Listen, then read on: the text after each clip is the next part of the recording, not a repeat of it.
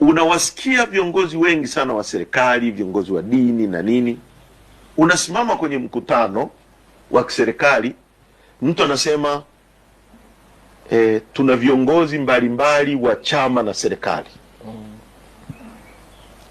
Unakuta hapo kuna viongozi wa vyama vingine vya siasa, lakini yeye anasema viongozi wa chama na serikali. Rais anasimama anasema viongozi wa chama na serikali. Waziri mkuu anasimama anasema viongozi wa chama na serikali, wakati kwenye mkutano huo huo kuna viongozi wa vyama vingine.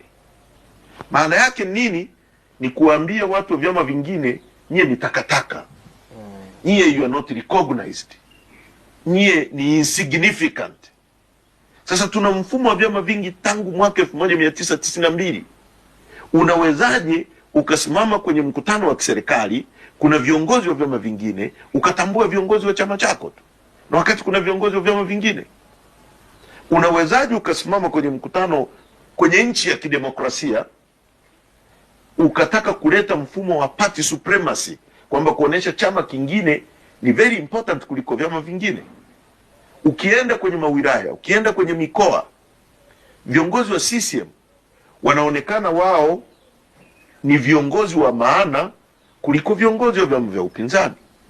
Sasa hilo ni jambo mojawapo linalosababisha watu wengi hata walioko kwenye vyama vyetu hivi wanaogopa, wanashindwa kujiidentify na vyama vyetu. Haya, wafanya biashara, hebu angalia kwa mfano. Hivi wewe unaamini kabisa kwamba ni coincidence kwamba wasanii wote, wafanya biashara wote, watu maarufu wote, kwamba wote wamezaliwa wanapenda CCM na wanakubaliana na CCM? Wengi, kwa sababu pia tumejenga taifa la watu wanafiki, wanaamini kwa kuwa kwao CCM wako salama, kwa watu wanaogopa kujiidentify.